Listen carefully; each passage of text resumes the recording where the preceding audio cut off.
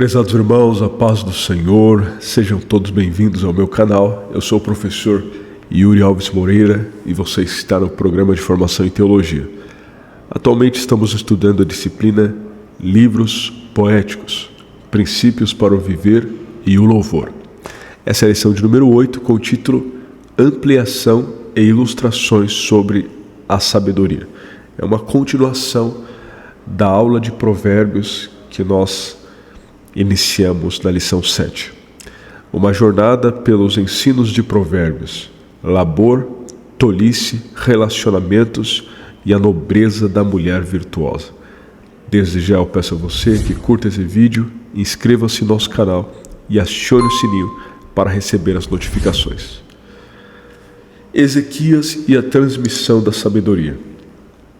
Nós já dissemos que no capítulo 25 de Provérbios nós temos a informação de que os homens de Ezequias transcreveram alguns dos provérbios de Salomão. Está escrito assim na palavra de Deus. Também estes são provérbios de Salomão, os quais transcreveram os homens de Ezequias, rei de Judá. Bom, quem foi Ezequias? Ezequias foi um dos homens mais piedosos da história do Antigo Testamento. Um dos reis que serviu ao Senhor com um coração reto. Um dos reis bons no reinado de Judá. Ezequias foi o rei que mais confiou no Senhor. Segundo Crônicas, capítulo 31, em versículos 20 e 21, diz que ele fez o que era bom e reto e verdadeiro perante o Senhor seu Deus e prosperou. Então foi um rei que contribuiu para a disseminação da palavra de Deus em meio ao povo do Senhor.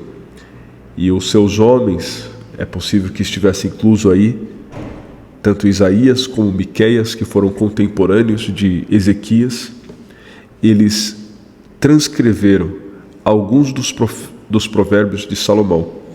Ou seja, os capítulos 25 ao 29 são atribuídos a eles essa transcrição, né? Eles adicionaram outros provérbios que foram compostos por Salomão. Isso cerca de 250 anos depois da morte de Salomão. Isso é muito interessante. Texto de número 1, labor e indolência. Labor está relacionado a trabalho. Uma pessoa laboriosa é uma pessoa trabalhadora. Veja que Provérbios valoriza muito o trabalho.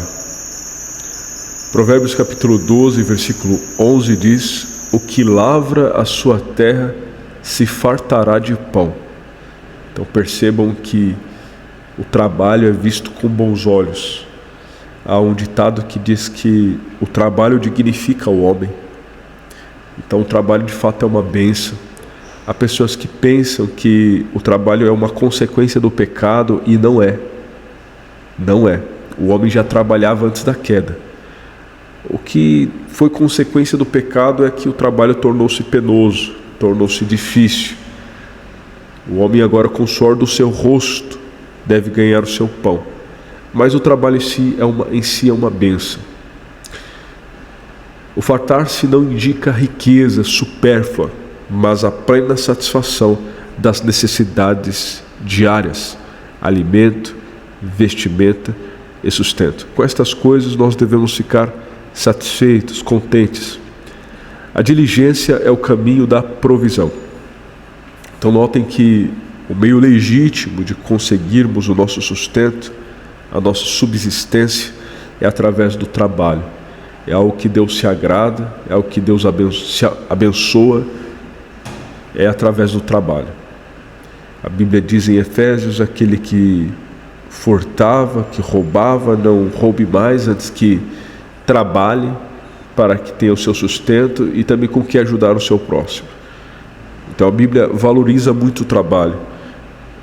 Na primeira carta aos Tessalonicenses, bem como a segunda, Paulo ele enfatiza muito a vinda de Cristo. E alguns crentes da igreja de Tessalônica deixaram de trabalhar para viver à custa dos irmãos. ao ponto de Paulo dizer: se alguém não quer trabalhar, que também não coma. Então o trabalho, ele é vital. Aliás, Deus trabalha, né? E Jesus disse: meu Pai trabalha até hoje e eu trabalho também. Isso é muito interessante. Eu lembro da história de um novo convertido, que ele disse assim: no dia em que eu descobri quem inventou o trabalho, ele vai ver uma só. E aí o irmão mais experimentado, ouvindo aquilo, ele falou: calma, irmão, quem inventou o trabalho foi Deus. E aí o irmãozinho ficou assustado. Mas é verdade, irmãos, quem inventou o trabalho foi Deus. Deus é trabalhador. Isaías 64 diz que desde a antiguidade não se ouviu, nem com os ouvidos se percebeu, um Deus além de ti que trabalhe em favor daqueles que nele esperam. Então Deus é um trabalhador. Em todo trabalho há proveito, mas ficar só em palavras leva à pobreza. Estabeleça prioridades. Cuide dos seus negócios antes de edificar. O homem sábio investe no futuro. O contraste com o labor é a preguiça. Provérbios pinta com cores vívidas a figura do indolente, alguém que é um peso para si mesmo e para a sociedade. Veja o tanto que Provérbios fala a respeito da preguiça. Nós já lemos no capítulo 6, na aula anterior, que Salomão diz ao preguiçoso: vai ter com a formiga, ó preguiçoso. É uma palavra muito conhecida.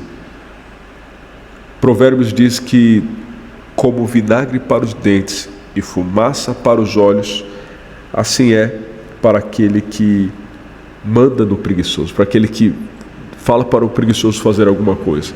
Com certeza essa pessoa vai acabar se aborrecendo. Isso é muito ruim. Veja as características do preguiçoso. Ele deixa de assar a sua caça, nem o fruto do seu próprio esforço ele aproveita. Não lavrará por causa do inverno, inventa razões para adiar o trabalho e colhe a escassez. Um leão está no caminho, qualquer pretexto serve para permanecer em casa. Claro que esse leão não está no caminho, só está na mente, na cabeça do preguiçoso. A pobreza como consequência, assim te sobrevirá a tua pobreza como um vagabundo. Ser pobre não é vergonha, mas quando a pobreza é fruto da preguiça, a pessoa só pode culpar a si mesma. Que Deus nos livre da indolência. Então veja que advertência solene nós temos aqui no livro de Provérbios contra a preguiça. A figura do preguiçoso em Provérbios é desenhada de forma satírica. Sua preguiça é extrema, que ele é descrito como preso à sua cama, assim como os gozos são as portas. Assim como dificilmente começa algo, certamente não termina o que começa.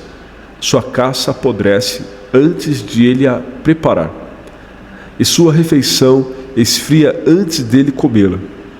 Por isso, a vergonha é seu caminho, pois é mais preguiçoso que as formigas, que não precisam de fiscal, pois sabe dos esforços que devem ser feitos pelo bem-estar, coroa do trabalho árduo realizado. Ele, o preguiçoso, porém, precisa ser cutucado para se movimentar. Isso é terrível, irmãos. Deus nos livre da preguiça, Deus nos livre do preguiçoso também. As consequências da tolice. Então veja que é outro tema apresentado aqui no livro de Provérbios. Então Provérbios censura contra a tolice. Se por um lado ele estima e valoriza a sabedoria, o entendimento, o conhecimento, a inteligência, nos exorta recorrentemente a buscar com tudo que possuímos. Por outro lado, rejeita a tolice, mostrando o mal que a tolice, que a insensatez, que a loucura pode trazer. A tolice leva à ruína. O sábio de coração aceita os mandamentos, mas o insensato de lábios vem a arruinar-se. O verbo arruinar significa queda. O tagarela mostra falta de conhecimento ao falar sem discernimento. Suas palavras são muitas, seu entendimento é pouco. Olha só, você já parou para pensar o tanto que o livro de Provérbios fala a respeito das palavras, ou seja, do cuidado que nós devemos ter com as palavras? Provérbios diz que o poder da língua está nas nossas mãos. Que na língua está o poder para a vida e a morte, e aquele que usa dela colherá dos seus frutos. Provérbios mostra, meus irmãos, que nós devemos falar menos, que na multidão de palavras não falta transgressão. Aqueles que falam muito tendem a falar coisas que não devem. Provérbios diz que até o tolo, quando se cala, será reputado por sábio. Então, nós precisamos falar menos e ouvir mais. Tiago diz, na sua carta, que é conhecida como Provérbios do Novo Testamento: sede tardio ao falar. Tardio ao falar. Esteja sempre pronto para ouvir, mas seja tardio ao falar, tardio a cirar. É notável que Deus nos deu 2 orelhas bem grandes, mas apenas uma língua e amuralhada de dentes, para que pelo menos nós falemos menos do que nós ouvimos. Isso é interessante. Falar em demasia reflete falta de ciência. O sábio fala quando é preciso. Isso demonstra prudência. Então veja o contraste entre o sábio e o tolo. O sábio tem palavras sábias e ele guarda suas palavras. Agora o tolo fala sem medida. O sábio tem um conselho, aceita a instrução. O tolo rejeita o conselho. O sábio, ele constrói relacionamentos. Já o tolo causa contendas. O sábio, ele tem um destino que prospera. Já o destino do tolo é cair em ruína. Veja o que Salomão chega a dizer: que é melhor encontrar-se com uma ursa roubada dos filhotes do que com um tolo na sua insensatez. Imagina vocês, quão terrível não deve ser o encontro com uma ursa nestas condições. Há casos registrados de ursos que comeram pessoas. Você deve se lembrar que Eliseu, ele amaldiçoou os jovens que estavam zombando dele por ser ele calvo, e 2 ursas apenas despedaçaram 40 jovens. 2 apenas. Então o que uma ursa não pode fazer? Mas o tolo é muito pior. Todavia Salomão apresenta aqui alguém que é pior do que o tolo. É o sujeito autossuficiente, é aquele que confia em si mesmo. Pode-se esperar mais do tolo do que dele. Aquele que não reconhece a necessidade de Deus dificilmente será alcançado pelo seu perdão. O livro de Provérbios, no início dele, já havia comentado sobre esse indivíduo. Provérbios capítulo 3, versículo 5 diz: confia no Senhor de todo o teu coração e não te estribes no teu próprio entendimento. Então nós devemos confiar e depender de Deus. A Bíblia diz em Jeremias: bendito o varão que confia no Senhor e maldito o varão que confia no homem. Ou seja, é aquele que confia em si mesmo. Nós não podemos ser autossuficientes. Nós precisamos confiar e depender de Deus. Porque enquanto ao soberbo Deus resiste, ao humilde Deus dá graça. Deus auxilia, Deus ajuda, Deus perdoa, Deus tem misericórdia. Deus se mostra benevolente. A insensatez. Em Provérbios encontramos o insensato com vários nomes. Alguns deles são utilizados de forma intercambiável. O primeiro deles é simples. Simples aqui não no sentido de elogio, tá? No sentido pejorativo mesmo. No sentido de ingênuo, no sentido de ser inexperiente, alguém falto de juízo, alguém que está mais sujeito ao pecado e ao engano, a ser enganado. Temos, além de simples, outros três termos que em Provérbios são traduzidos por insensato: Quésio, Ívio e Nabal. Nabal, você deve se lembrar que é o nome de um personagem do Antigo Testamento, o marido de Abigail. E quando Abigail foi interceder diante de Davi, ela lhe disse justamente isso: não é o seu nome Nabal, porque o Nabal significa tolo, louco, insensato, nécio. Quésio ocorre quase 50 vezes no livro e pode designar imbecil, estúpido ou obstinado. Ele não procura com paciência a sabedoria. Pelo contrário, devido à sua impaciência, acredita que ela, a sabedoria, é objeto de compra. Relacionamentos sadios. O alicerce de um bom viver está na atitude do coração. O servo em comunhão com Deus manifesta essa comunhão no seu retrato com os outros. Então veja a riqueza de Provérbios aqui nestes pontos. O coração alegre. O coração alegre é como bom remédio, mas o espírito abatido seca até os ossos. Em Provérbios também que nós lemos que o coração alegre aformoseia o rosto. Então o estado do nosso espírito, do nosso interior, da nossa alma, vai refletir no nosso semblante. Isso é muito interessante. Lembro do livro de Neemias, quando Neemias estava jejuando, orando, chorando, intercedendo pela sua nação.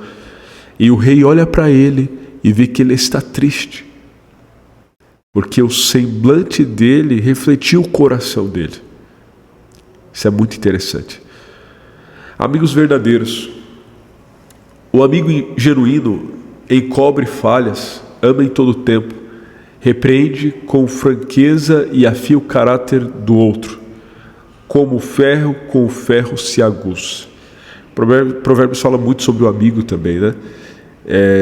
Em todo tempo ama o amigo e na angústia nasce o irmão. Há amigo que é mais chegado do que o irmão. Então Provérbios fala muito a respeito dos relacionamentos, mas também de pais e filhos. O pai que exerce com amor a liderança espiritual do lar fortalece a família inteira. O filho sábio alegra a seu pai. A família é a base da sociedade. Falando em família, embora no Antigo Oriente Próximo a poligamia fosse regra, em Provérbios encontramos recomendações para a união entre um homem e uma mulher. Ambos têm a tarefa de ensinar as crianças e falarem a mesma língua na educação dos filhos. Um texto de Provérbios muito conhecido é Provérbios capítulo 22 e versículo 6. Muitos sabem até de cor esse texto.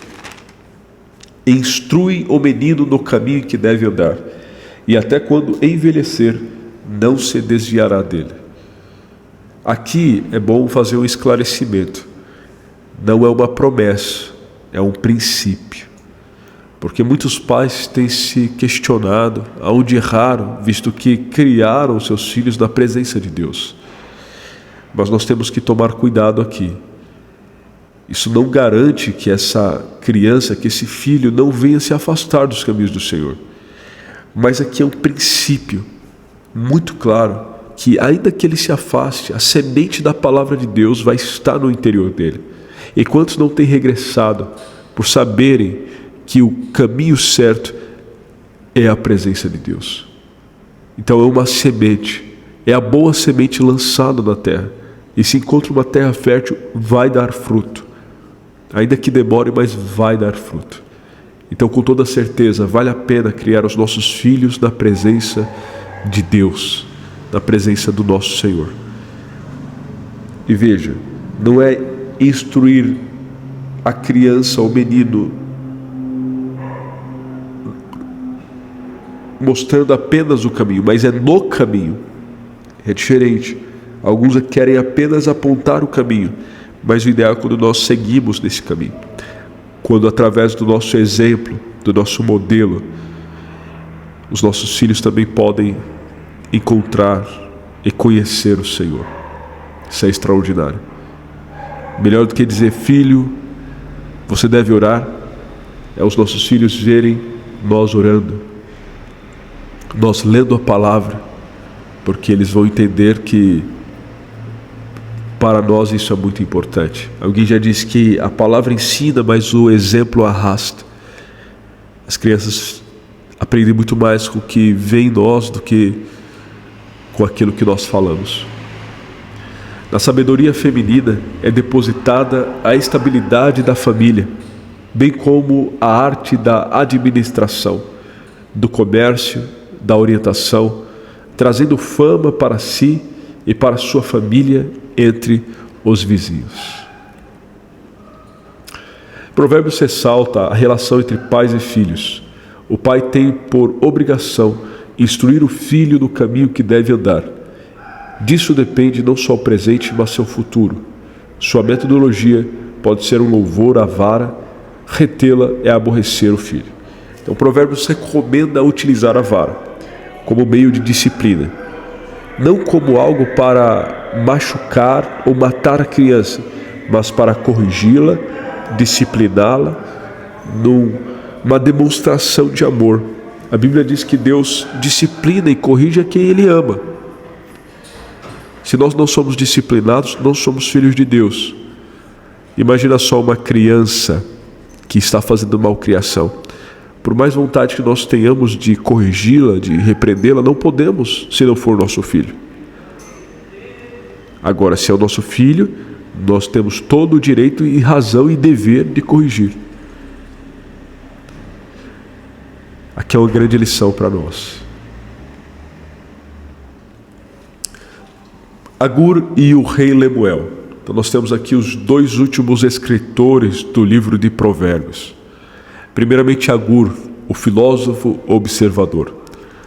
Agur era um grande observador da vida e da natureza, embora reconhecesse sua própria limitação. Suas máximas revelam profunda sensibilidade. Ele descreve sobre a grandeza e a pureza da palavra de Deus. Então veja, ele afirma que toda a palavra de Deus é pura, escudo é para os que confiam nele. Nada acrescentes às suas palavras para que não te repreendas e seja achado um mentiroso. Ele também fala sobre vida sem falsidade e com equilíbrio, nem pobreza, nem riqueza. Essa oração de Agur é muito sábia. Ele disse: afasta de mim a vaidade e a palavra mentirosa. Não me des nem a pobreza, nem a riqueza. Mantém-me no pão da minha porção acostumada. E ele explica por quê.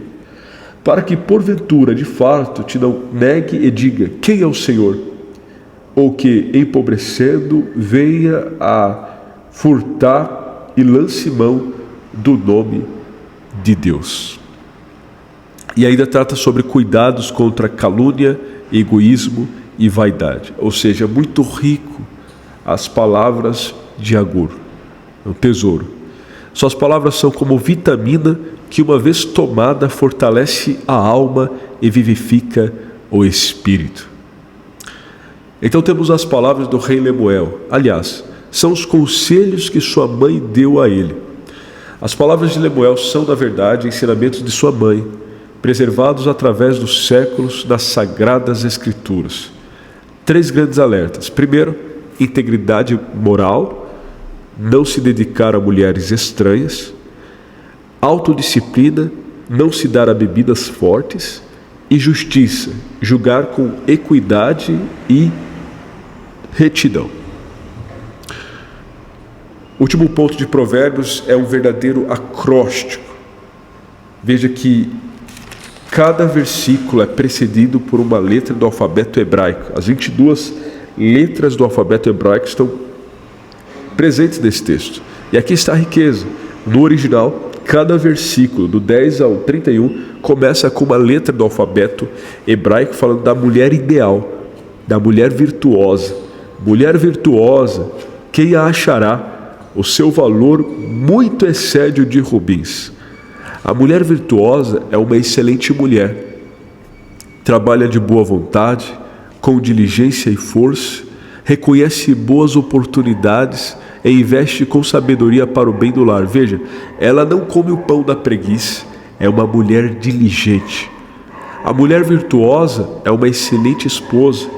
O marido confia nela de todo o coração. Ela o honra como líder e cuida de sua casa com amor e dedicação. Ele é estimado entre os anciãos. Veja o que ele diz a respeito de sua esposa. Muitas filhas agiram virtuosamente, mas tu a todas és superior. A mulher virtuosa também é uma excelente mãe. Ela cuida dos filhos com bondade e sabedoria, instrui com amor, disciplina com prudência. Seus filhos a chamam ditosa. Os filhos se levantam e dizem que ela é bem-aventurada, extremamente feliz, extremamente abençoada. A mulher virtuosa ajuda ao aflito, estende a mão ao necessitado. Como mulher diligente, sempre tem com que socorrer aqueles que lhe pedem ajuda. Por fim, meus irmãos, o temor do Senhor, fio condutor de Provérbios. O livro de Provérbios revela uma progressão gloriosa sobre o que significa temer ao Senhor. Nós já dissemos que não significa medo. Na lição 7 nós definimos como respeito, como reverência, como reconhecer a Deus, considerá-lo em tudo. Princípio, começo do conhecimento. Temor do Senhor é o princípio da sabedoria. Perseverança, permanecer no temor todo dia. Recompensa, louvor e fruto das mãos. Deus não busca perfeição, mas dedicação. A mulher virtuosa que teme ao Senhor é o coroamento deste livro, um elevado tributo à esposa fiel a Deus, ao marido e à família. Veja que a mulher virtuosa, ela teme ao Senhor. O livro de Provérbios diz: enganosa é a graça e vaidade é a formosura, mas a mulher que teme ao Senhor, essa será louvada. Amém, meus irmãos? Vamos hoje ficar por aqui, encerrando assim o livro de Provérbios. Se Deus permitir, na próxima lição vamos estudar os livros de Eclesiastes e Cantares. Lição 9, Eclesiastes, lição 10, Cantares de Salomão. Deus te abençoe, no precioso nome de Jesus.